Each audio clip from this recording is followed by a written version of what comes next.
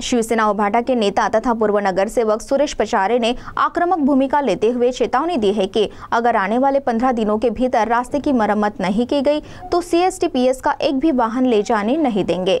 तो आइए जानते हैं कि इस रास्ते को लेकर सुरेश पचारे ने चेतावनी दी। मनपा के पूर्व नगर सेवक तथा शिवसेना उभाटा के नेता सुरेश पचारे ने चेतावनी दी है कि CSTPS व्यवस्थापक ने किसानों के लिए इस्तेमाल किए गए रिजेक्ट कोल से आवंटा डैम की ओर जाने वाले रास्ते की तुरंत मरम्मत करें, अन्यथा आने वाले 15 दिनों के भीतर CSTPS का एक भी वाहन वे जाने नहीं देंगे और शिवसेना स्टाइल में आंदोलन किया जाएगा। तो आइए सुनते हैं इस मौके पर पूर्व नगर सेवक सुरेश पचारे ने क्या आरोप किया। काल सकाळी CTPS चे इंजिनियर श्री घेडाम यांनी या ठिकाणी 1 फुटाचा पाईप आपल्याला दाखवत आहे मी।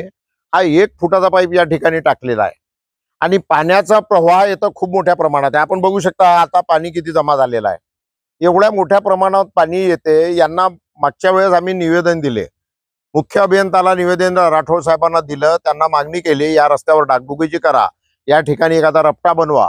आम्ही निवेदन दिले शेतकऱ्यांना। या साइडला तुम्ही बघितलं दोन्ही साइडला शेतकरी आहेत, जवळजवळ 52 शेतकरी या पट्ट्यामध्ये आहेत।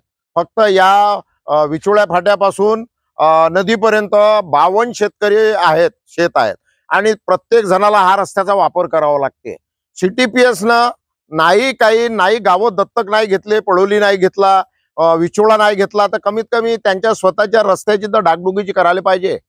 आम्ही त्यांना डागडुगी बद्दल वेळ निवेदन दिलेले आहेत, पण त्यांनी कोणती डागडुगी न करता हा 1 फुटाचा पाईप आणून टाकला। कालपासून या ठिकाणी ट्रॅफिक जाम आहे। मी सकाळी गाडी घेऊन आलो, मला जाताच नाही आला पलीकडे, त्याच्यामुळे मी वापस गेलो। त्या अधिकाऱ्यांना फोन केलं, त्याच्यानंतर त्यांनी तात्काळ हे माती आणून टाकलेली आहे। आपण बघू शकता मी मातीवर उभा आहे आता। हे माती आणून टाकले आहे। हे काय इंजिनियर आहे का हमाला आहेत मला काही समजत नाही। CTPS मध्ये पैसे देऊन लागलेले आहेत का काय असं वाटतंय मला, कारण त्याला समजत नाही बोल्डर टाकायचं का माती टाकायची।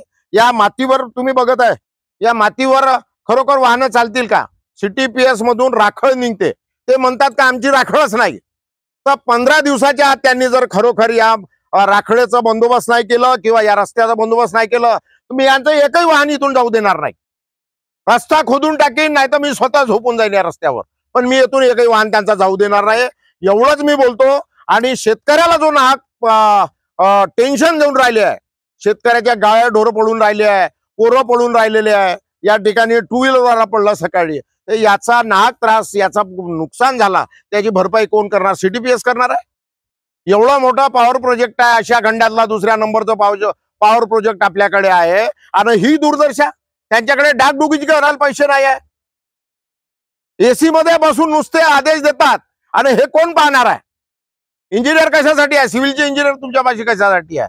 हे कोण पाहणार आहे? तरी त्यांना 15 दिवसाचा माझा निवेदन आहे। 15 दिवसात त्यांनी तात्काळ या रस्त्याची डागडुगी करावी आणि तो 15 दिवसाच्या नंतर CTPSचं एकही वाहन मी या ठिकाणून जाऊ देणार नाही। जय हिंद, जय महाराष्ट्र। CTV के लिए वैभव वारकर की रिपोर्ट।